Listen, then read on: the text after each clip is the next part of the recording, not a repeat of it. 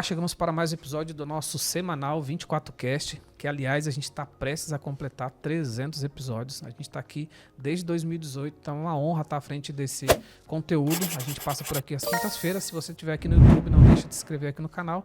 E se estiver aí na tua plataforma de áudio, se for o Spotify, deixa 5 estrelinhas pra gente aí, tá bom? Antes de eu falar aqui com o meu convidado, eu preciso dar alguns recados importantes. Primeiro, aqui no mês de abril, se você está assistindo esse episódio em abril de D25, tem uma promoção do Bitrix, 30% de desconto para renovação, novas assinaturas e também upgrade, tá bom? Tem algumas regras, óbvio, mas tem aqui vai ter um QR Code, aqui um banner, você clica ali, nosso time ali vai te apoiar em relação a isso, tá bom? 30% de desconto, então se você está renovando, está naquela janela de 30 dias, pode ser uma boa oportunidade se você está migrando para o Bitrix 24.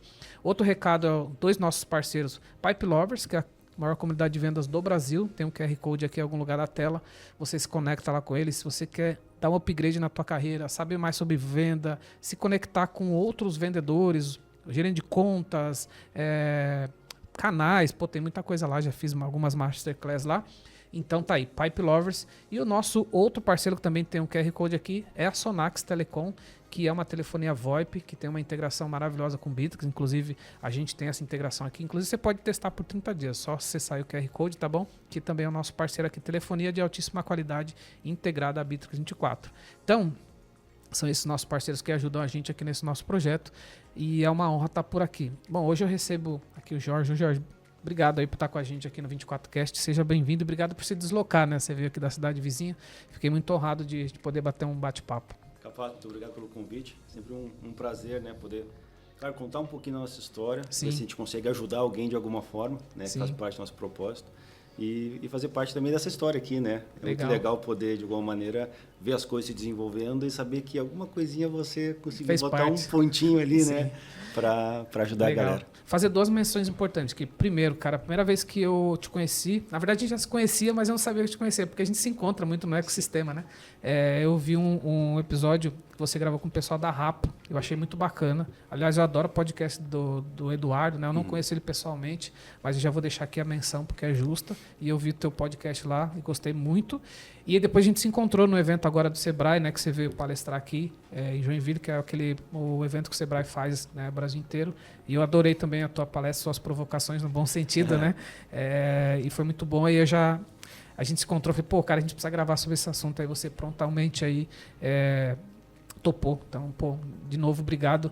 E obrigado por entender essa filosofia do podcast, né, do conteúdo, que é aquele bate-papo, mas que de alguma forma, às vezes, esse assunto vai falar que é muito atemporal, né? Que é um assunto que você já vem navegando há alguns anos e é muito atemporal. Mas antes de a gente falar do assunto, Jorge, queria que falasse um pouquinho, cara, da tua carreira, como é que você chegou aos negócios que você tem hoje, que a gente vai fazer uma pincelada também sobre eles, como é que chegou essa veia mais empreendedora aí na tua carreira? Bom, perfeito. Vamos lá. Então, eu sou empreendedor serial, né? Então, já abri mais de 10 empresas. Uou. Algumas com insucesso, provavelmente. Graças a Deus, eu nunca quebrei, Sim. sabe? É que eu falo isso porque tem todo mundo esse sonho da linha reta, né, claro. cara? Mas não existe. Isso não existe. Então, nunca fiquei devendo nada para ninguém. Ótimo. Né? CPF, ok. Mas é sempre uma escola, né? Até eu falo muito que, como a gente vive na era do conhecimento e com ciclos muito rápidos de desenvolvimento, nada vai te ensinar mais do que botar o pé na rua e tentar fazer as coisas acontecerem. A tal da barriga no balcão, né, cara? Então, ali eu aprendi muito. Já tive... minha primeira empresa, né, foi um estúdio de música. Então, eu estudei guitarra durante 7 anos. Que legal. Então, eu tinha uma banda autoral lá no Rio Grande do Sul, sou gaúcho, de Santa Maria. Tem bastante gaúcho por aqui, né? Tem. Veio todo mundo pra cá. Vem todo mundo pra cá. O Vini, né, da Conta Azul, também é gaúcho. Isso. E aí, então a gente fui construindo esse estúdio, depois acabei me desiludindo um pouco com a música, fui morar no Rio, tentando lançar, a gente fechou um selo com a Universal lá, mas acabou tendo uma briga entre o selo e a gravadora. Sim. Acho que é mais difícil se manter na música do que empreender, cara. É porque não depende de você. E foi a decisão que eu tomei. Eu decidi que eu nunca mais ia tocar, eu não toco mais mesmo. Porque eu ia fazer alguma coisa que dependesse de mim. E não de alguém. Como hobby? Não. Caraca. Eu ainda tenho as minhas guitarras todas, Sim. meus cubos de Sim. guitarra. Vendi agora, o ano passado eu vendi a bateria, os negócios do estúdio todo. Então ainda tinha todo o equipamento do estúdio lá. Caraca. Já tinha vendido a casa que tinha um estúdio, mas as coisas eu ainda tinha, né? Eu tenho vontade, às vezes, de tocar, mas tem tanta coisa, com tantos negócios, que acaba ficando... Eu gosto de música também, eu coleciono vinil. Legal. Eu já fui DJ no passado, trabalhei em grandes projetos em São Paulo, que eu vim de São Paulo para cá, né? Mas eu ainda mantenho, eu continuo com meus toca-discos, comprando vinil. Esse final de semana, agora que passou, eu fui numa... Tem uma loja aqui em Joinville, né? Que vinil voltou também bem alta, né? Só fazer um parênteses aqui na história, já que a gente falou de música. E eu continuo comprando, cara, muito vinil histórico. Hoje em dia ficou caro, tanto de rock ou de outras coisas. Eu tenho uma raiz muito em soul, black music e tal. E realmente, cara, viver de música quem vive assim, eu admiro, cara, porque é difícil. Tem que ser um propósito muito forte para te aguentar. Muito forte, Bom, é que o meu nome é George, né? George por causa do George Jackson, né? Então, mesmo? Meu pai e a mãe são Caraca. fãs de rock, assim, e de Beatles, né? Então, meu nome é por isso que meu nome é George, né? Poderia ser Lennon ainda, acabou sendo George, não é tão explícito. Eu tava agora na Colômbia, tinha um John Lennon lá, cara. Um John Lennon. E aí era do mundo inteiro, eu falei, esse aqui a galera brincando, esse aqui é o cara mais famoso do evento, disparado. Certeza. E aí depois, então, acabou não dando certo esse sonho, né? Eu acabei entrando na publicidade, eu fazia direito antes, 7 semestres de direito, acabei vendo que não era para mim. Aí fui para a área da moda. Aí o vocalista Aí o vocalista da banda se formou em fotografia de moda. E a gente decidiu lançar uma produtora e uma revista digital de moda. Foi a primeira revista digital de moda assim do Brasil, eu acredito. Isso foi em 2008, 2009, por aí. Então, eu estudei como criar isso, né? A gente acabou fundando. Foi muito legal, foi um dos negócios que eu tive onde existia mais paixão das pessoas. A paixão por moda é muito forte, é muito legal de trabalhar. Acabei sendo mentor, né, de várias marcas na parte de marketing de moda, daí, ajudando nesse processo, criando catálogo, organizando desfiles, né? Nesse meio tempo, acabamos criando uma parte de cafés. Então, minha esposa se formou, ela já vendia alguns bombons e coisas. Nós temos um café francês lá em Santa Maria, botamos o quiosque no shopping, fomos criando uma redezinha. Depois disso, construí uma casa de fundir, então treino a alimentação mais forte. Comprei a fábrica de sorvete que me vendia sorvete, que foi muito legal, uma história muito louca. Imagina uma fábrica de sorvete pequenininha, vendia, se não me engano, 7 toneladas por temporada. Mas bem pequenininha, tamanho de um quartinho, assim, o atendimento. Só tem freezer, a pessoa chega, tu faz a bolinha, entrega, a pessoa vai embora. Ou leva os potes para casa. Mas totalmente artesanal, feito com geleia. Então fazia o geleia de morango e fazia o sorvete com leite integral. Era muito bacana. Existia lá 18 anos, eu era criança quando comia lá. E quando eu comprei, o dono ele não gostava de atender as pessoas. Ele dizia, cara, eu gosto de produzir, eu não gosto de estar na frente do balcão. Eu gosto de estar fazendo sorvete, minha paixão é essa. Aí eu comprei a fábrica dele, contratei ele para ele ficar só produzindo, controlar a produção, né? E decidi botar a sorveteria não tinha nome. Decidi botar um nome. Tu acredita que as pessoas começaram a dizer que o sorvete era ruim? Não acredito. Caraca. Porque a sorveteria de 18 anos não tinha nome. A regra era porta aberta tem sorvete, porta fechada não tem sorvete. Que loucura. Aí fiz todo um trabalho de brand, botei marca, fiz Instagram. Na época o Instagram era Orkut, Facebook, né? Fiz todo o processo. O sorvete está ruim. Falei, mas é o mesmo cara que faz, com o mesmo ingrediente, na mesma máquina, no mesmo lugar. Não mudou nada, só botei nome. Você estava em Santa Maria quando teve um problema lá com isso? Eu tinha casa de fundir na época, tinha sorveteria, tinha esses negócios aí. Foi uma loucura, né? Foi uma loucura. Jesus. Nossa. E aí arranquei as placas todas do nome, o sorvete ficou bom de novo. A Beatriz, que é a nossa produtora, tá ali tirando foto. Ó, e marketing é o case reverso, né? É muito louco. E aí, então, eu ainda montei uma agência de marketing de guerrilha. Então, queria fazer ações mais interativas com o público assim, local. Eu ainda era muito míope em termos de mercado. Então, tudo que eu fazia era olhando para a cidade, né? Então, até que a revista, por exemplo, nossa revista tinha... mais de 50% da audiência era São Paulo e Rio. Depois era Porto Alegre, depois era Santa Maria. Mas eu só vendia para... Não tenho noção. Santa Maria, eu já estive lá. Tem uns 300 mil pessoas. Eu estive na fábrica da Coca-Cola, lá muito tempo atrás. Ali na faixa ali. Só que o meu público não era de lá. Mas eu focava em lojistas para fazer as campanhas. E não em marcas, sabe? Então, tipo, pega um canvas ali, o meu segmento de cliente estava totalmente errado para o negócio, né? Enfim, era muito inseguro, né, para fazer esse processo. Eu queria fazer uma gestão tradicional e eu não sabia que ele já era uma startup, nem sabia que existia esse termo. Tua família já tinha alguma raiz aí de empreender? Ou não, era proibido. Era proibido. A pergunta do meu pai era, e como é que tu fecha isso depois? Né? E meu pai ainda no Tribunal do Trabalho dizia, mano, empreendedor só se ferra, mano. O cara chega aqui, vai tomar um processo e se for, e em muitos casos a gente percebe que não é justo, mas o cara não tem evidência, o outro tem mais prova e não tem o que fazer. Caraca. Né? Então meu pai tinha muito medo disso. E aí foi difícil de conseguir convencer ele que o meu sonho era ser empreendedor, né? E aí a gente foi então aí construir esses negócios todos lá. Aí teve um negócio da Kiss. Aí eu comecei a... Eu não estava feliz, eu estava estudando muito. Eu sou um nerd de estratégia. Tá? Então eu não sou um nerd de desenvolvimento, mas sou de estratégia. Então eu sou um cara apaixonado por estudar o melhor caminho da empresa crescer. Boa. E eu estava incomodado onde eu estava. Né? Então, tipo, eu ganhava bem com todos os negócios que eu tinha, mas não tinha um propósito, assim, não conectava comigo, né? Até na época eu decidi para mim uma frasezinha que era: o sucesso para mim agora vai ser consequência de um propósito bem executado. Independente do que for sucesso no momento, mas eu não vou correr atrás do dinheiro. Sim, sim. Vou correr atrás do meu propósito. E aí eu cheguei aqui em Santa Catarina e fazia MBA na época em estratégia de marketing. Aí você mudou para Blumenau? Não, mudei para Itapema. Itapema. Isso. Aí cheguei aqui, o meu professor, que era o CEO da HSM, ele disse, cara, tu é muito estrategista, então eu queria botar uma empresa de branding. Ele falou assim, o mercado não é pronto para isso, cara. Tu vai fazer cartão de visita, tu vai virar uma agência de publicidade, tu não vai ser uma empresa estratégica de branding. Né? Caraca, bem visionário. Aí a gente falou com a Marta Gabriel também, que é uma referência em marketing, né? E ela disse, tu é estrategista, olha bem para isso, cuida isso, não sei o quê. Aí eu conheci o mercado de inteligência competitiva. Então, que é como é que eu poderia trazer inteligência para os negócios para eles serem mais competitivos no mercado, né? E aí está todo o critério de definir inteligência e anti-inteligência, né? Que como é que eu articulo no mercado isso para que os concorrentes não percebam os meus movimentos, né? Sim. Então foi bem legal. Aí fundei a Coblu para isso. Então, a Coblu era uma empresa de inteligência competitiva, consultoria nisso. E aí teve o o RD Summit, 2014, 2013, 14, ali 14. Cara, já foi talvez um dos primeiros, né? Foi, tinha umas 300 pessoas.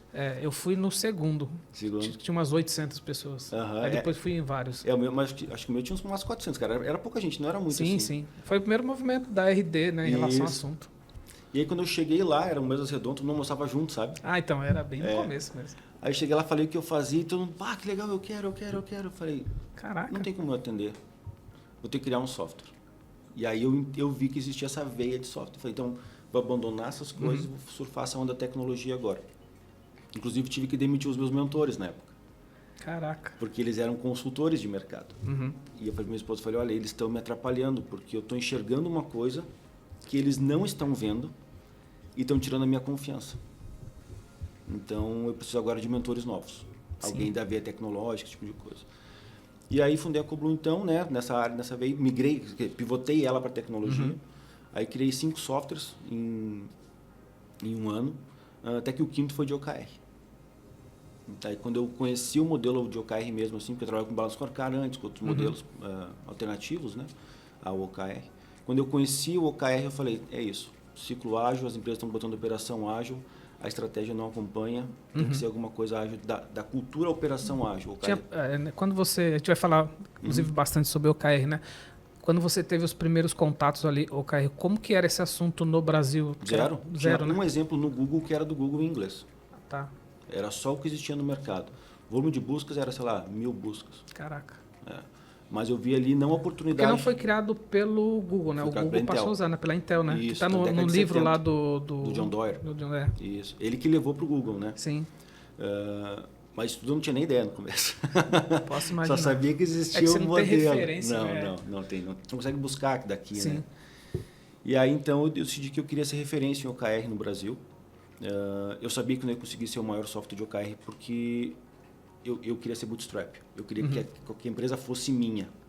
Bootstrap, para quem está nos ouvindo aí não sabe, ou também não está familiarizado com o tema, é basicamente quando você usa o teu dinheiro para investir, não tem investidores, é você por você.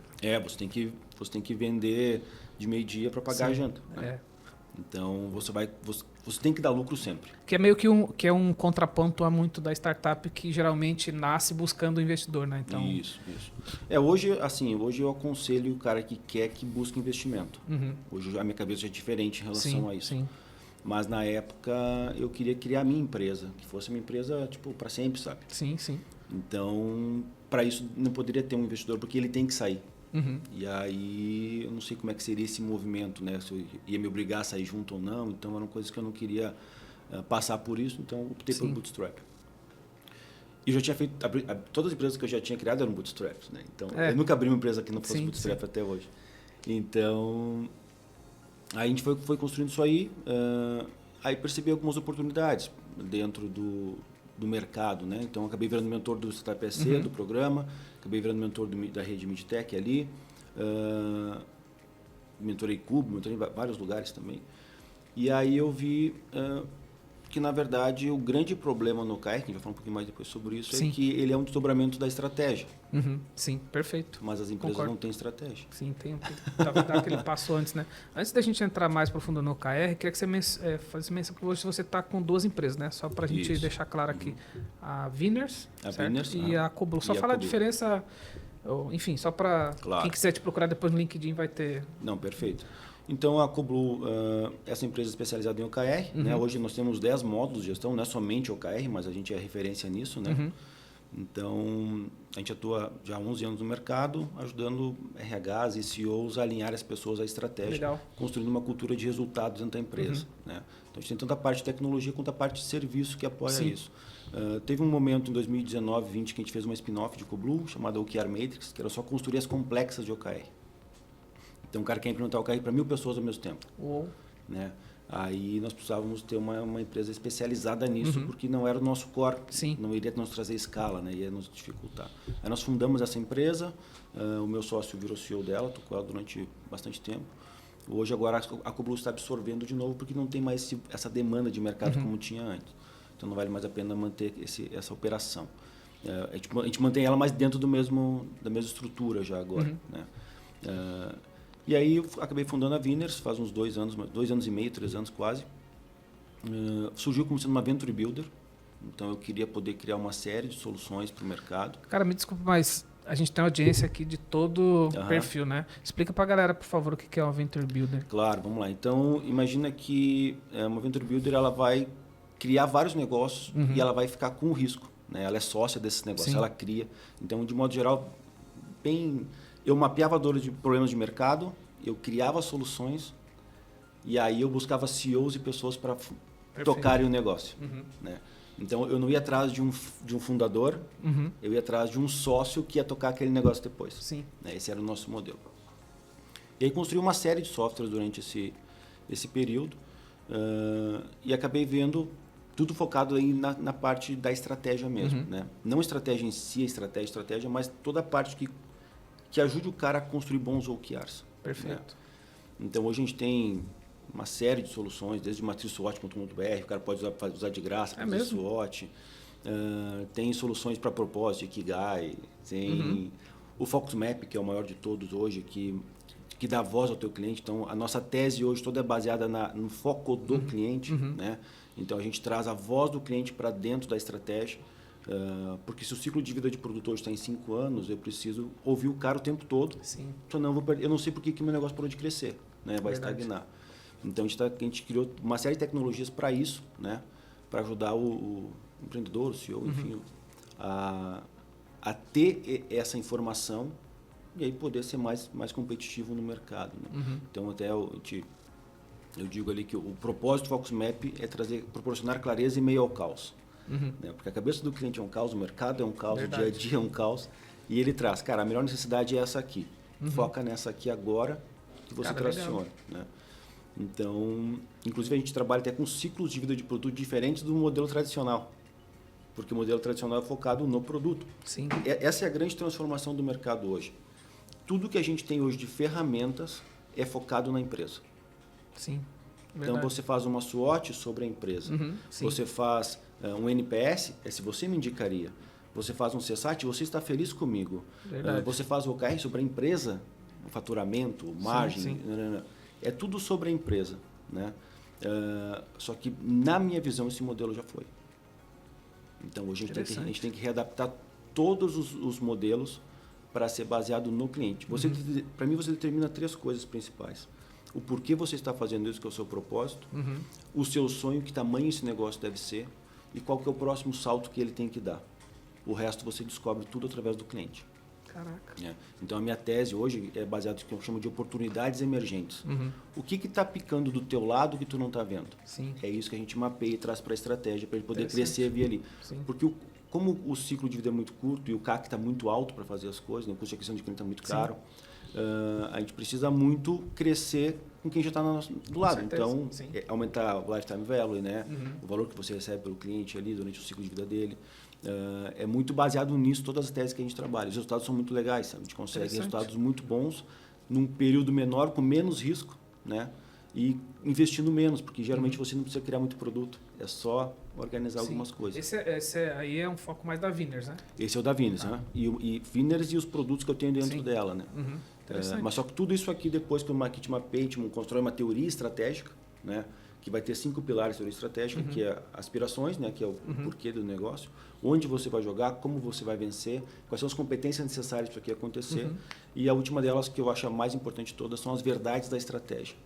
Quais são as verdades que sustentam a tua estratégia? E aí disso aqui a gente desdobra em 4 vias de crescimento.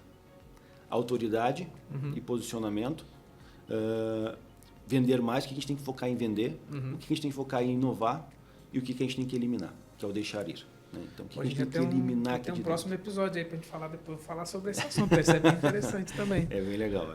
Que legal, cara. E aí isso tudo alimenta o OKR. Sim. Então, quando você tem essa clareza, aí todo mundo consegue construir o OKR dentro da empresa. Porque o OKR ele vem depois, né? Ele vem depois, exatamente. Na essência.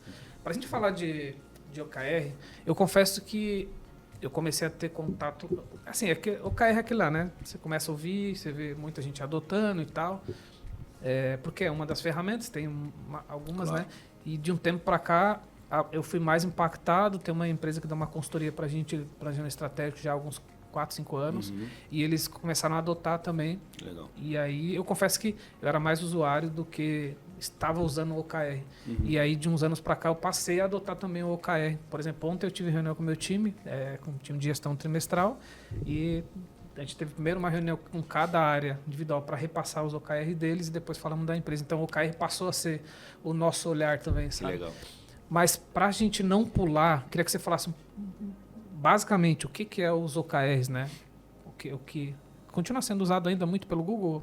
Sim, é o modelo. Sim. Queria que você, para quem nunca usou, não sabe o que é exatamente esse pano de fundo, essa metodologia OKR? Sim. Então, OKR, né, ou OKRs, né, como eles chamam nos Estados Unidos, é um acrônimo para Objectives and Key Results. Ou seja, você vai sempre definir objetivos e resultados-chaves, onde, de modo geral, ele serve como uma ferramenta para alinhar todo mundo à estratégia. Então, o maior erro é você achar que o OKR é um frame de metas. Perfeito. Ele não é. Ele é uma ferramenta de comunicação e alinhamento estratégico. Né? Aqui no Brasil, se pensa muito como um frame de metas. Inclusive, os RHs querem pagar bônus em cima disso, que é o maior erro que pode acontecer. É verdade. Mas ele não é para isso.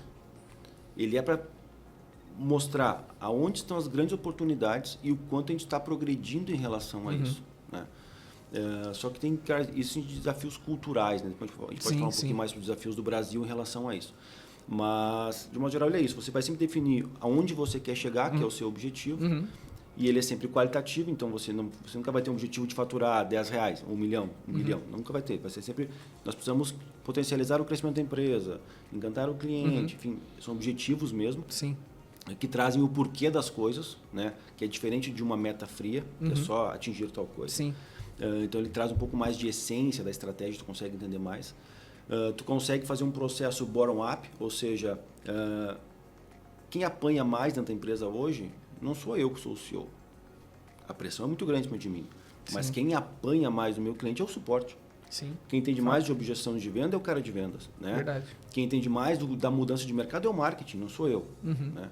Então, é meu papel como CEO dar voz para essas pessoas, trazer essas informações para dentro da estratégia também. Perfeito. Né? E esse é o processo bottom-up. Então, quando eu digo que nós temos que ser a principal empresa de X no mercado, aqui, de tal coisa no mercado, é o marketing dizer, para isso nós temos que consolidar nossa presença no LinkedIn. Então, para aproveitar esse exemplo, quando você diz eu quero ser a maior, você está olhando a estratégia. Olhando a estratégia, e aí depois vem o OKR embaixo falando, tá, como que eu chego nesse lugar, né? Isso, é porque ele não é um cascateamento, né? Imagina uma empresa que trabalha com cascateamento de metas. Então, o time de planejamento define lá que a empresa tem que faturar R$1.000. Aí o Zezinho que está abaixo dessa área aqui tem que vender 100, o outro vai vender 1 milhão, 1.000, o outro vai vender, sabe? E vai quebrando tudo ali para chegar no 100 mil dele lá, 1 milhão. Faz tudo no cascateamento até fechar aquele número. Isso. Né? Então, cada um tem um percentualzinho disso. O time de marketing, olha, bom, para gerar isso aqui, eu vou gerar tantos leads, tantas oportunidades. Sim. É só um cascateamento básico que está lá em cima. Então, esse é um modelo de cascateamento de metas. No OKR, não. Se a gente quer ser líder, ser referência, ser a maior, tal alguma coisa, dominar o mercado local, enfim, é o marketing que vai dizer, bom, para isso a gente vai ter que consolidar nossa presença em tal coisa. Vendas vai dizer, a gente vai ter que melhorar a nossa taxa de conversão. CS vai dizer, olha, nós temos que reduzir o churn. Sim. Né? Cada um vai trazer a dor que está impactando no seu departamento que não vai deixar aquilo lá acontecer. Né? E aí vai ter os seus próprios resultados chaves, que é como a gente mensura o progresso do outro. Isso são os KRs. Os KRs, né? isso. Key Results. Então, agora sim eu tenho isso aqui. Então, eu tenho o objetivo, que é onde eu quero chegar, e os KRs que me dizem se eu estou progredindo ou não. Então, os KRs é como se fossem umas metinhas mesmo. Sim, né? sim. É mais desdobrada, né? Exatamente. Só que ele não é cascateado. Perfeito. Ele só serve para mensurar o como eu vou progredir ou não naquele outro. Como eu sei que estou progredindo ou não naquele objetivo, porque ele é subjetivo e qualitativo. Né? Então, eu preciso ter isso aqui. Então, de modo geral, é 1 O e de 2 a 5 KRs por objetivo. Isso é legal. De 2 a 5, ali é boas práticas, vamos chamar assim. Porque o nome dele é Key Results. Perfeito. São resultados plural, chave. Singular. Singular e plural, né? Sim. Mas o ponto é o Key. Sim. Né? É a mesma coisa que KPI e Indicator. Perfeito. Né? Inclusive, tem gente que confunde OKR com KPI, né? Sim. Eles são complementares e fundamentais que se trabalhem junto. Sim. Você sempre vai ter, imagina quando você está dirigindo o seu carro, atrás do volante tem ali velocímetro, pressão do combustível, pressão do óleo, quanto de combustível você tem, quanto giro está o motor, se o freio de mão está puxado ou não. Sim. Você tem todo um painel de KPIs. Perfeito. São os principais indicadores do carro, estão aqui na tua frente. Mas o que diz se você está progredindo ou não é o Waze que está aqui do lado. Verdade. Então, só que para isso você tem que definir onde você está, onde você quer chegar. Sim. Esse é o OKR. Perfeito. Então você tem um KPI aqui e você tem o OKR aqui. Quando muito quer acender a luzinha do KPI, que você não tem autonomia, que está faltando gasolina, você tem que ajustar a rota. Perfeito. E aí eu vou no posto de gasolina, abasteço e sigo minha jornada. Né? Boa. Então é isso aqui que os dois trabalham juntos. Um não substitui o outro, porque KPI não tem alvo. KPI tem farol. Sim, verdade. Ele tá bom, tá em atenção ou tá ruim. Né? Verdade. Verdinho, amarelo e ou muitas vermelho. vezes ele é retrovisor também, né? Sim, ele é lag indicator, que a gente chama. Ou seja, ele não é, você não consegue controlar ele é o que já aconteceu refletido em um número. Sim. Né? Então, por isso que ele é um lag. Tem um buraco entre o fato e o dado que eu chego depois. Né? Como é que é porque quando a gente fala de OKR, né, acho que você até falou um pouco aí na tua fala, tem empresas que estão em vários estágios, né? Tem empresa, adotamos e aí começa a usar bem, por exemplo, na Softville, a Grazi lá, que é a diretora, que é a executiva, ela usa muito bem. Ela até me inspiro também para avançar no meu também. Como é que é o nível de maturidade hoje das empresas usando OKR no Brasil? Já avançou bastante? Como que tá? Tem 3 níveis de OKR, tá?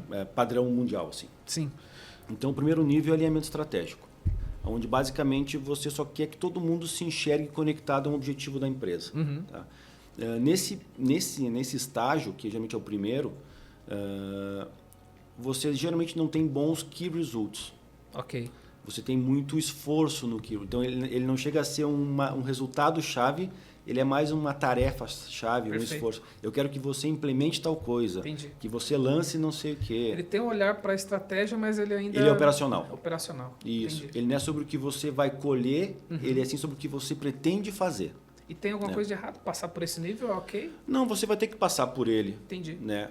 Para você entender que isso não resolve, porque você pode ter feito tudo e a estratégia não ter funcionado.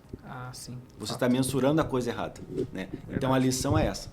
Quando você executa um monte de coisa e o ponteiro da estratégia não mexe, o OKR não atinge, é porque você mensurou as coisas erradas embaixo. Você Verdade. mensurou a operação e não o resultado que você Entendi. queria colher, né? Aí você chega no segundo nível, então, que é quando eu vou trabalhar com resultados. Então, a gente vai construir uma cultura de resultados.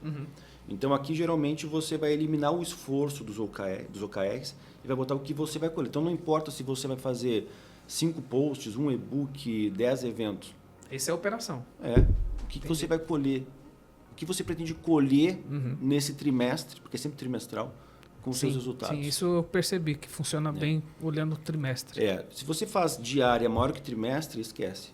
É, É tiro no pé. também acho. Você pode fazer da empresa anual, mas das áreas é sempre trimestral no máximo. Eu acho que é mais fácil para gerenciar também, acho que é mais ok. O mercado é muito dinâmico. Né? O mercado é cíclico, ou seja, você precisa ir ajustando as rotas muito É rápido. isso que eu ia perguntar. Você monta, mas vai ajustando no meio do caminho. Mas você monta somente do trimestre. Ah, tá, perfeito. Ou seja, o time de marketing só tem o OKR que vai de janeiro a março. Entendi. Depois a gente Quando senta e chega em monta. março, a gente faz um review do que aconteceu e agora olha para a estratégia e diz, ok, para chegar lá, eu vou fazer agora de abril a junho. Boa. Né? Eu sempre vou refazer a minha construção. Mas é um processo muito dinâmico, porque diferente de uma área de planejamento que tinha que pensar para todo mundo, aqui não, eu penso só um OKR, que é o da empresa. Sim. Mas é importante ter a estratégia ainda como referência, né? Claro, não, ela é referência. Sim. Só que eu vou olhar para ela e vou dizer, bom, chegamos aqui, daqui, então agora para esse trimestre, pessoal, nosso foco vai ser esse. Boa. Aí o cara de marketing, então eu vou não sei o quê, o outro vai, sabe? E você alinhou todo mundo. Então é um processo muito rápido de fazer.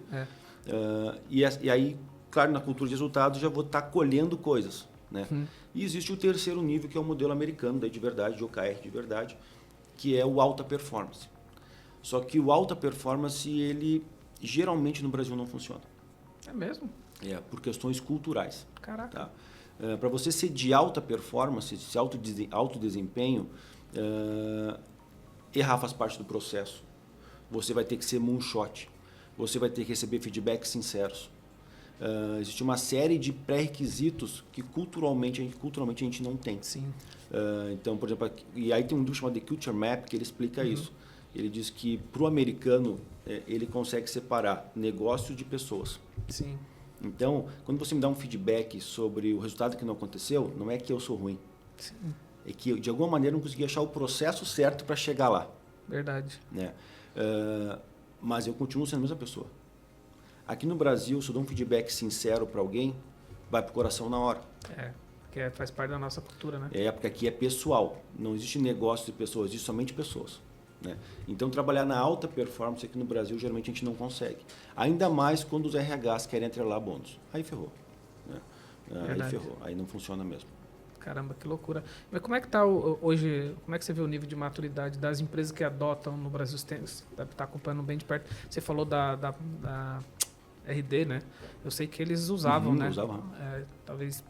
Eles eram um cara que bebiam muito nessa fonte, né, americana, trazia muita coisa rápido para cá, né? Como eles trouxeram o próprio inbound marketing. Sim.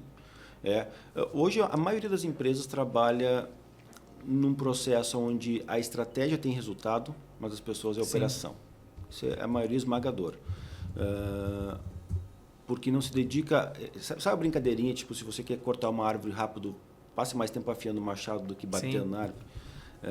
Como as empresas não têm estratégia, que seria o afiar o machado, É verdade, elas ficam batendo. Então, elas não conseguem entender o que elas vão colher. É verdade. Que loucura. Sabe?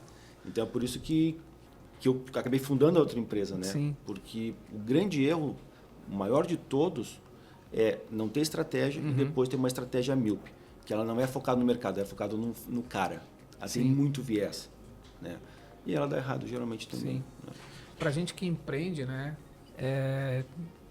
No começo acho que a gente tem um pouco desse lance, tipo, por que os caras perdem tanto tempo fazendo plano estratégico e tal, né? Depois de um tempo a gente percebe o quanto isso é poderoso e fundamental, né? É tipo a maior bússola que a gente pode ter dentro da empresa, né? Sim.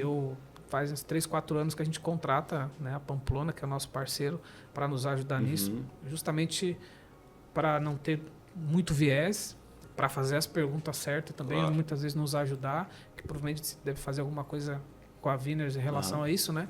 Mas o que eu percebo que eles nos ajudam muito é nisso, assim, porque às vezes a gente tem um olhar, ele fala, cara, acho que aqui dentro da nossa metodologia que a gente precisa estar andando, acho que não é por aí, ou repensa aí e tal. Legal. Isso ajuda muito a gente nesse aspecto, né? E aí eu percebi que o fato de ter o planejamento estratégico realmente ajudou depois para seguir o OKR, que talvez meio que até faltava esse encaixe, né? Do planejamento estratégico com a ferramenta para seguir depois olhando aquilo lá. E de fato, quando a gente adotou o OKR, pô, aí casou mesmo, de fato. Super encaixa, por isso que eu acho que faz sentido esse teu olhar, né? Talvez você estava no par de baixo e não olhava o encaixe de cima, assim, né? Porque qual que é a principal missão de uma estratégia? É dizer o que você não vai fazer. Sim, verdade. É eliminar 1 milhão de opções que não faz sentido nesse momento. Pô, né? muito. Ontem eu dei um workshop ali em Blumenau para um grupo de startups e aí nós ficamos 4 horas construindo. Claro, não era para estar pronto, era para fazer o exercício. Construindo o porquê do negócio, além do lucro. É óbvio que tem que ter lucro, mas o porquê. Né? Qual que é o sonho, qual que é o tamanho dessa grandeza deles e qual que é o próximo salto que eles têm que dar. Muito que determinou essas 3 coisas, tudo tem que passar por esse filtro. Tive a ideia tal, projeto tal. Está conectado com o propósito? Se não estiver conectado com o propósito, não é nessa empresa. Com certeza. Fato. Chuta para fora. Eu acho que Steve Jobs falava muito isso, né? Acho que a parte mais difícil de um empreendedor é falar os não, cara. Porque toda hora aparece, né? Você frente de uma vídeo deve aparecer aí, toda hora coisas que você olha e fala, cara, mas tem a ver com o meu propósito, né? E depois tem que ter a ver com o momento. Que aí é o sonho, né? Que eu chamo de objetivo estratégico aqui, e a sua meta de tração, que é o resultado que você tem que alcançar para dar o próximo salto. Então, se não estiver conectado com o sonho, o tamanho do seu sonho e com a meta de tração, que é o seu agora, não é agora também na empresa, vai para o backlog. Verdade. Né? Então, com isso, tu consegue criar uma cultura onde não faltam ideias, mas elas têm um nível de qualidade muito melhor. Sim. Né? Porque senão o tempo todo mundo tem ideia, não falta ideia nas empresas, mas elas são desvirtuadas. Os dados mostram isso, né? Para você ter uma ideia, em termos de liderança, né? Os dados mundiais dizem que 45% da liderança corre para o lado errado. Então, metade corre para o lado errado. Caraca. Né? 95% dos... Isso é o dado do Tony Hewitt. 95% das equipes de produto, das pessoas de equipe, discordam sobre a necessidade do cliente que eles estão atendendo. Não é que eles não sabem, eles só não têm um consenso. Né? Então, olha o quanto de problema isso aqui gera. Né? O dado também mostra, mundialmente, 80% dos produtos lançados falham. Não chegam no resultado que deveria chegar. Caraca, é alto. É muito alto. Muito alto. Exatamente por quê? Porque se escuta a coisa errada. Né? Ele tem muito viés. Ele é feito em cima de você e do passado, não do cliente e do futuro, sabe? Sim. Então, são essas coisas assim que ainda se olha errado. Né? Eu não estava conversando antes aqui, acho que não estava gravando ainda, não me lembro se estava gravando ou não. Provável. Para mim, todas as ferramentas que a gente trabalha de gestão, elas deveriam ser remodeladas por uma visão foco do cliente. Sim, a gente falou em off mesmo. Porque o ciclo de vida está muito curto, eu preciso ouvir esse cara o tempo todo para poder ajustar minha estratégia, ajustar meu OKR, porque o mercado muda muito rápido. Você falou na tua palestra, vou até fazer um parênteses aqui da questão OKR, mas queria que você se puder explicar essa tua visão de, não é só a sua visão, mas a visão de mercado, né? Foco no cliente versus foco do cliente. Ah, tá. Isso é bem legal porque aí também existe para mim 3 níveis, tá? Sim. Existe o primeiro que é o empreendedor centric. Então o que eu acho, o que eu enxergo e vai ser isso. Sim. Né? Geralmente tem muitas empresas quando são políticas, né? E até tem um dado americano que é muito interessante que fala que qualquer empresa acima de 150 pessoas já se torna política. Caraca. Ela deixa de ser meritocrática e passa a ser networking, o que move as pessoas lá dentro. É do livro chamado Moonshot. É muito legal. E aí então ainda é centrado nesse cara. A evolução disso aqui, ela começar a ser mais centrada no cliente. Só que, geralmente, o próximo estágio aqui é o foco no cliente. Ou seja, é eu olhando para ele. Então, é o meu foco nele. Então, é o meu viés sobre o que ele está fazendo. Perfeito. Né? Então, ainda tem viés. A margem de erro ainda é grande. E existe o terceiro nível, que é o que eu trabalho, que é o foco do cliente.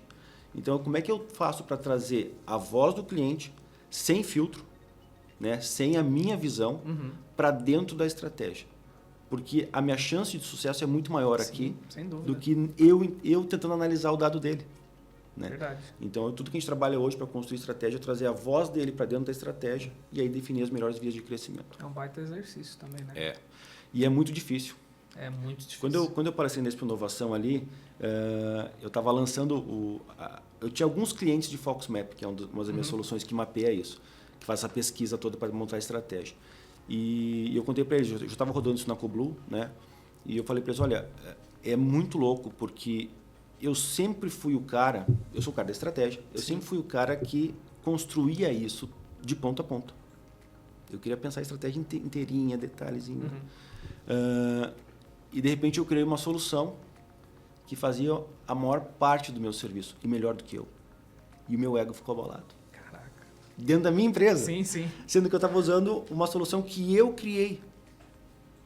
Que loucura. Aí tu vê o quanto o ego te atrapalha nesse processo. Sim. Né? Eu primeiro, quando estava fazendo o processo de Customer Development para isso, eu falei com grandes empresas, não vou citar o nome aqui para não prejudicar, mas aí eu entendi que empresas com mais de 100 PMs, Product Manager, eles ficam furiosos com a solução.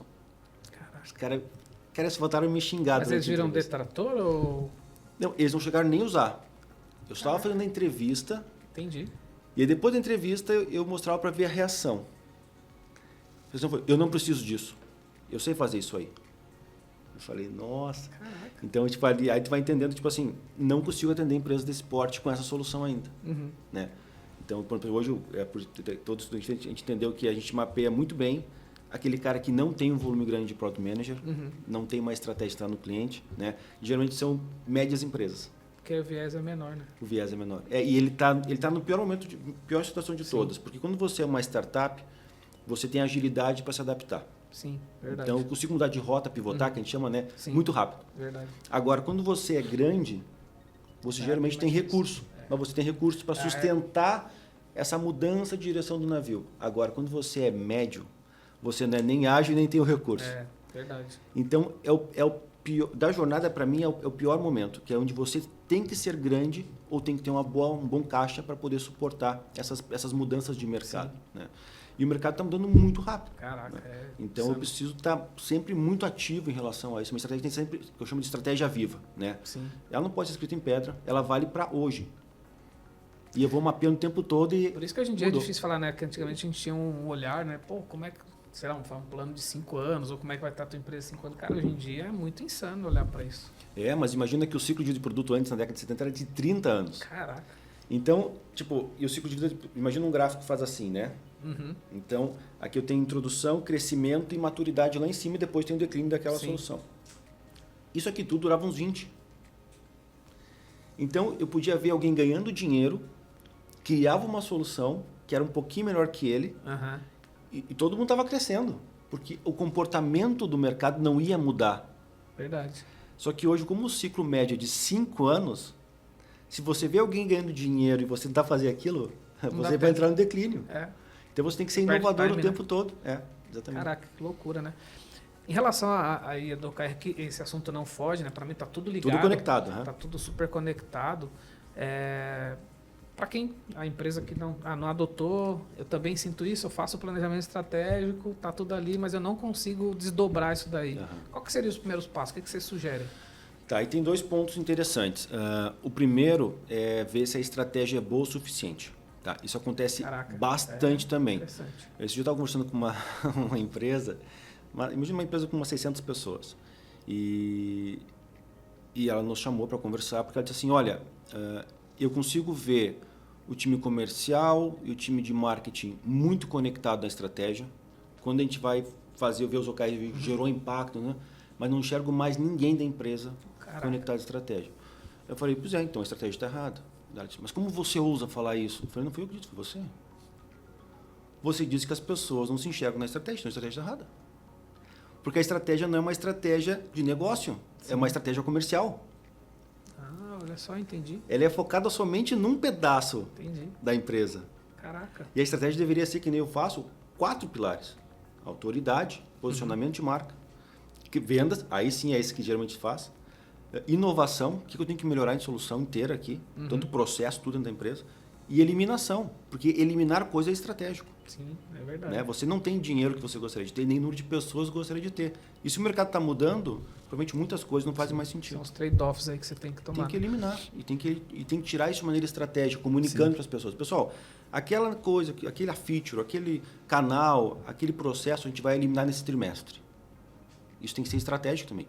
Então, quando você faz essas 4 vias na estratégia, aí você tem todo mundo dentro do processo. Só que a maioria das empresas hoje constrói estratégia comercial. Então, a estratégia é baseada em faturamento, EBITDA. E aí, não, mas tem cliente, põe um NPSzinho ali. Ainda não é. Sim, Até porque você não consegue, dentro de um trimestre, impactar o NPS. Porque você não vai coletar naquele ciclo. Né? E se você coletar aqui, isso é uma coisa que aconteceu no ciclo anterior. Então, ele é somente um KPI dentro do seu OKR. É verdade. Né? Então, você vai ter vários problemas. Inclusive, NPS, eu gosto de trabalhar no OKR, eu gosto de trabalhar com transformação de detrator em promotor. Então, eu pego os detratores do ciclo passado e nesse aqui eu tenho que transformar em promotor. Não é melhorar o NPS de tanto para tanto. Entendi. Isso é KPI. Sim. Entendeu? Então, eu vou trabalhando dessa forma. Então, geralmente, esse é o primeiro problema. Claro, depois acontece também das áreas não terem indicadores. Então, elas nunca mensuraram nada. Elas não mensuraram as etapas do processo, a margem de erro, o tempo que leva para poder botar e depois construir bons OKRs de eficiência ou de qualidade, sabe? Então, também não consegue atuar. Então, aí não é um problema de estratégia, geralmente é um problema de gestão de área. Sim. Que a área só pensa em produzir, mas não pensa em organizar as coisas, no processo. E em termos de ferramenta ou conteúdo, a gente tem até vasto, né? No próprio YouTube, eu não sei se deve também lá no site de vocês, material para estudar hoje já não é mais um problema, né, cara? Não. Hoje você faz... Sobre qualquer tema no YouTube você tem uma universidade, né? Gratuita. Verdade. Então, na minha visão, só não aprende quem não quer. Porque acho. é preguiçoso para ir atrás. Sim. Porque tudo que eu... Tipo, imagina, quando eu decidi estudar o KR, não tinha documento, eram raras coisas. Eu tinha que ficar achando alguém que falou sobre isso em algum lugar para falar com esse cara. Como é que foi? Que tinha feito, né? Sabe? Mas eu consegui achar essa informação. Né? Eu me lembro quando eu era criança, o Jô Soares ele falou no programa dele que você precisava de 7 contatos para chegar a qualquer pessoa do mundo. Hoje não precisa mais. Sim, é verdade. Hoje você acha o cara no Instagram, no LinkedIn ali e você tem o contato dele. E muita gente responde, cara. Muita gente responde. Então, tipo, você só não faz se você não quer. Eu entrevistei aqui o seu Ernesto, fundador da Microsiga, né? Que depois virou sócio lá do seu Laércio. E tinha uma ideia na ocasião e eu queria entrevistar alguém lá da TOTS.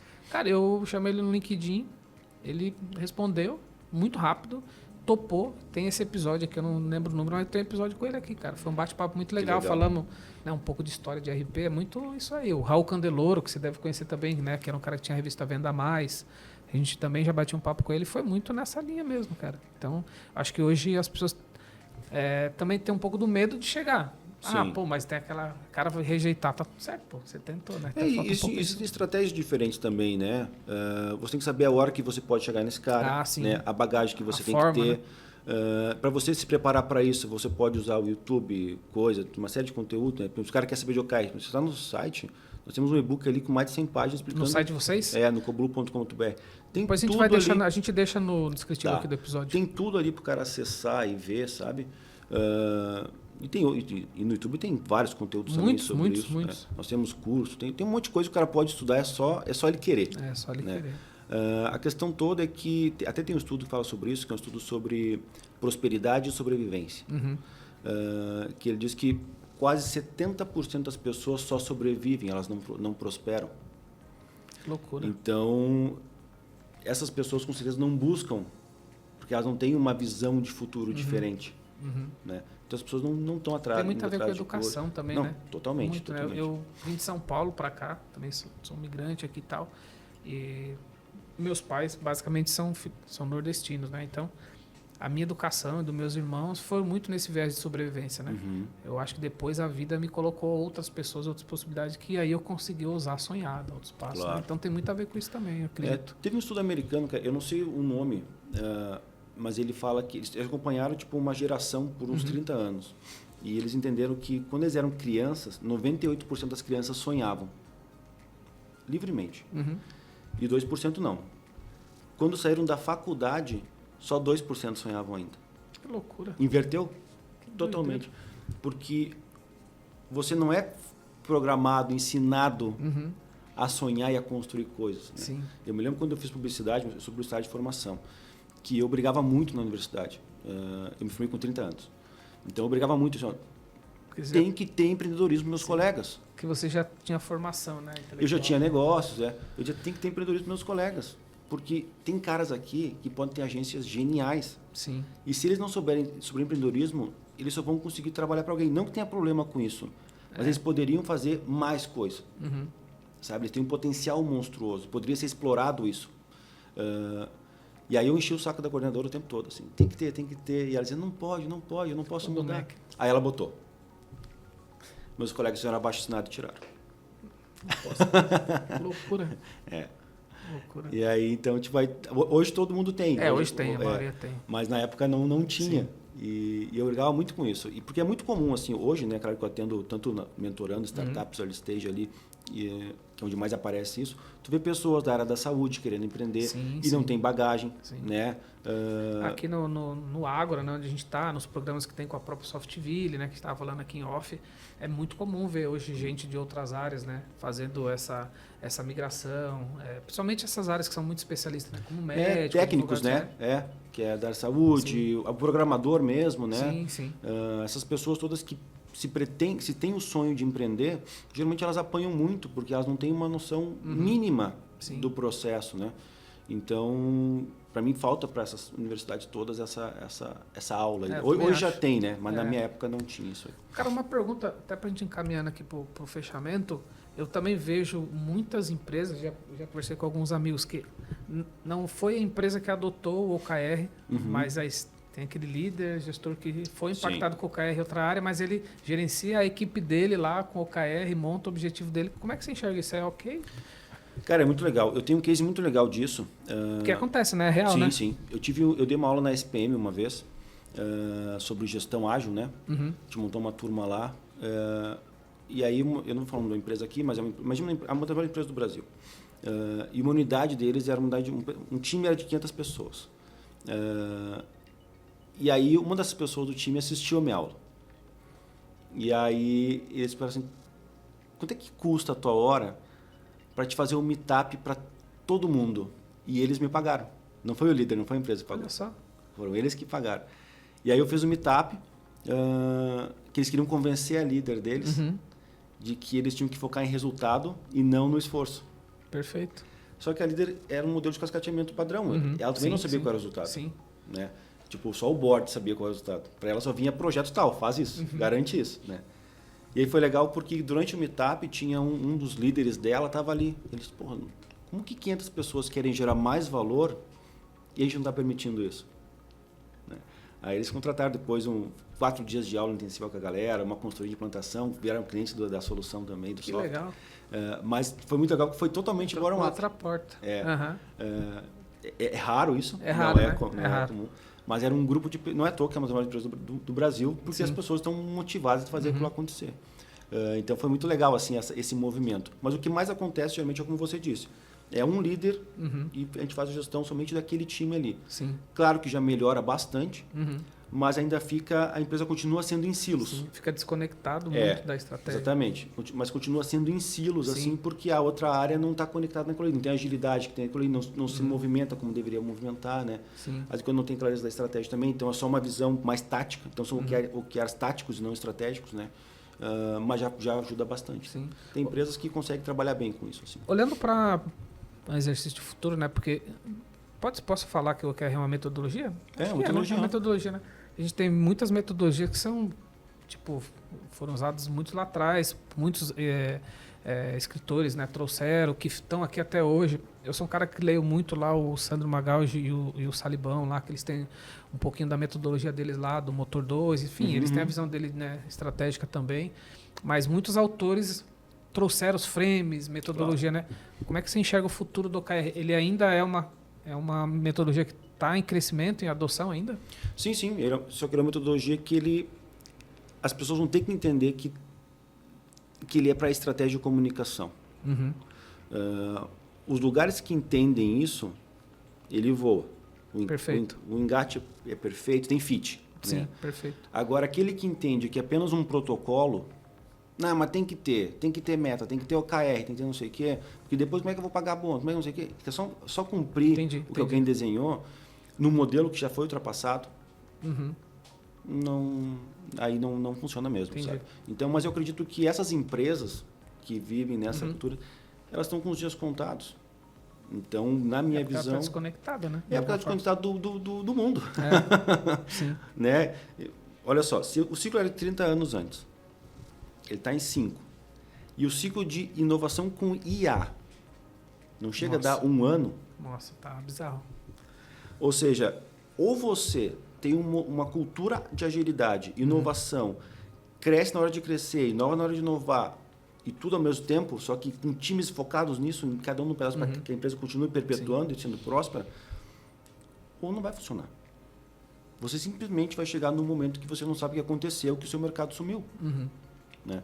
Então, para mim, a tendência é um crescimento para o modelo real de OKR, não para o modelo mais usado hoje. Entendi. Né? Então, o mercado segue para amadurecer, Exatamente, no final das contas. É como eu falei antes, né? Para mim, todos aquele... A origem é sempre a mesma. Tipo, os melhores frames de gestão surgiram na década de 70. Sim. Então, Muito e bom. eles são muito bons. É. Só que eles têm que ser adaptados Sim, por para um muito tempo. contexto de inovação e velocidade, agilidade e mudança de comportamento Sim. do cliente muito mais acelerados do que na época. Né? Verdade, concordo. Então, é só esse ajuste que tem que fazer. Tanto é que se pegar a Balance Scorecard, Sim. é a mesma origem de OKR. É muito parecido, né? É MBO, Gestão Orientada a Objetivos. Aham, verdade. Vem do mesmo lugar. Sim, O que muda é o como você faz. sim. Né? Então, esses são os pontinhos assim. Inclusive, tem coisas no BSC que eu gosto mais do que no OKR.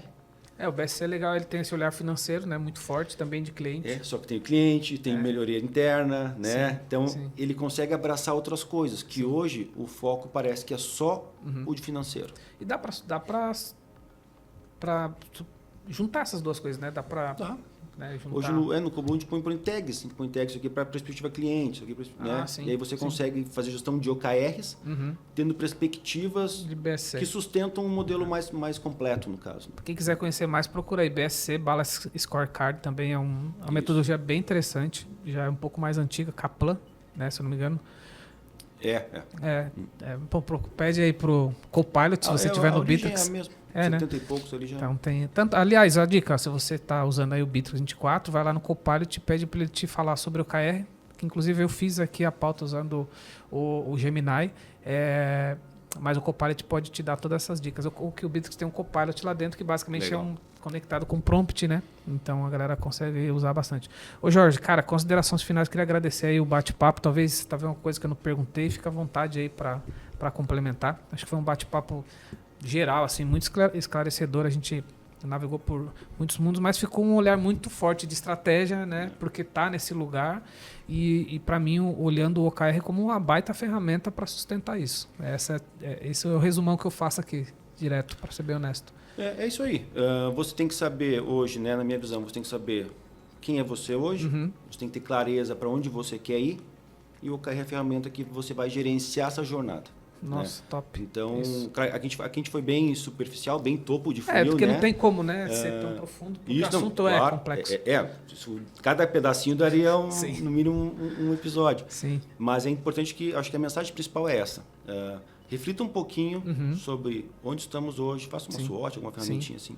Aonde vamos chegar, né? Fale com o seu cliente e construa essa jornada, sabe? Boa, com boa ciclos dica. pequenininhos, respeitando o mercado. Né? Respeitando o mercado, até a maturidade, né, também da própria Exatamente, empresa. Isso. Eu ia falar porque tem empresas aqui, cliente nosso, a gente não usa porque a gente está evoluindo, que usa o próprio Bittrex para gerenciar o OKR. Sim. Né? Você cria lá a tarefa, né? E coloca cada tarefa um key result ali e tal, e o projeto como sendo o objetivo. Então, também fica essa dica. Se você pesquisar em Bittrex 24 OKR, tem material ali na internet. Sim. Que é bem interessante. Foi daí, inclusive, que me surgiu essa ideia da gente fazer um bate-papo. Inclusive, nós temos clientes comuns também que usam os dois. Então. Que faz a OKR com a gente, a estratégia, e desdobra toda a parte de gestão. Exatamente. Alinhando todo mundo aí, né? Na parte de operação, gestão. Usando o Bittrex como ideia, sugestão, porque que é a nossa audiência, né? Não, mas claro, tem outras claro, ferramentas, claro. óbvio, né? Tem outras ferramentas, o próprio Doc, enfim. Sim. Eu acho que eu sou um cara muito do básico bem feito. E assim, é muito difícil começar alguma coisa. Eu acho que você tem que começar. Quando você quer. Que nem aqui o conteúdo que a gente faz, né? Que eu tô aqui há 7 anos. Se eu não tiver vergonha lá de trás, não fez sentido chegar até aqui. Eu entendo que assim, tipo, ó, tenha vergonha das primeiras coisas que você faz, vai evoluindo, que você vai ficar bom, né? Então, para mim, o OKR entrou nesse lugar, sabe? A gente adotou, a gente tem melhorado. Eu e o meu time, a gente sabe o porquê que a gente sentou ontem para olhar os OKRs do trimestre, né? Os KRs, né? Na verdade. Então, eu acho que é isso, né? Tudo. Ele nunca vai estar pronto. Nunca vai estar pronto. O mercado né? é Essa assim, melhoria contínua, você né? está sempre ajustando. E como nós falamos de maturidade, só para um último pontinho favor. aqui. Ele muda muito dentro da maturidade do negócio. né? E como o mercado muda rápido, quando a empresa que é madura passa a ser júnior de novo. Cara, é loucura isso aí. Então você tem que ajustar sempre o teu ciclo de OKR, Sim. o quanto ousado vai ser, o quanto agressivo vai ser, em cada trimestre. Verdade. Porque as coisas vão mudando o tempo todo. Sim. Então, é por isso que eu digo, pessoal, como é que eu faço aqui para fazer outra coisa? Cara, hoje é assim. Dentro do seu contexto, hoje é assim. Sim. No trimestre que vem eu não sei, a gente vai ter que olhar de novo. Né? Nós temos clientes que constroem um modelo de cross-OKR num ano, depois constroem um modelo de departamentos no outro, depois no outro volta para cross-OKR, depois no outro departamento. Vai sempre fazendo essas mudanças de acordo com o momento do negócio e as necessidades que vão surgindo. Sim. A liderança é nova, não sei o quê, as áreas não estão conectadas, sabe? Tu vai mapeando esses dores e vai criando vários modelos de gestão dele. Uma pergunta para fechar aqui final, que não tem a ver com o assunto OKR, aí a opinião de um tema que está hypado, como é que você tem olhado para a inteligência artificial? Não estava na pauta. Não, perfeito. Mas, cara, para mim eu, assim como mentor de tecnologia, eu acho que é a hora de olhar para dentro de todos os sistemas. E não é botar uma IAzinha. É olhar para ela como sendo a tecnologia que não é nem emergente, já é presente, né? Mas está crescendo muito. E imaginar o que vai substituir a tua solução. Né? Eu uso muito as soluções de IA para buscar, para me contradizer. Eu não uso ela para dizer o que eu deveria fazer. Eu uso para dizer assim, o que eu não estou vendo? Me convence que eu estou errado. Caraca. Né? E aí ela me traz uma série de coisas. Inclusive, isso é uma das coisas que eu uso muito. Eu digo, nós temos essa solução. Me diz por que ela vai morrer o ano que vem? Eu tinha pensado nisso. E ela diz, porque não sei o quê, porque a evolução não sei o quê. Eu digo, tá. Eu tenho um agente meu que ele tem a minha cabeça, a minha visão. Foi treinado por mim durante bastante tempo. Tem mais de um ano já. Mas ele serve só para me contradizer. Estou pensando tal coisa assim, assim, assim. Agora me diz por que o George oposto, com o mesmo nível de argumento, derruba a minha tese. Né? E aí é bem legal, porque aí eu mesmo crio as minhas objeções iniciais, eu trabalho elas, né? E as soluções é muito isso. A minha última pergunta que fiz para eles foi antes de ontem, falei sobre isso, peguei uma solução nossa e falei, o que é isso aqui em um ano e por que isso aqui morre agora? Ele me disse, porque você está construindo assim, assim, assim, isso não funciona mais, porque não sei o que, eu falei, ok, entendi. Estou vendo errado o mercado. Que legal. Muito bom. A pergunta um assunto está muito no momento, na pauta e tal. E é muito curiosidade mesmo, porque a gente vai também construindo nossa opinião, né? Sim. Ouvindo as outras pessoas e tal. A gente que é de tecnologia, eu estou há muito tempo, 30 anos, eu entendi que é isso. Tem a frase aqui na empresa que é dormir sênior e acordar júnior.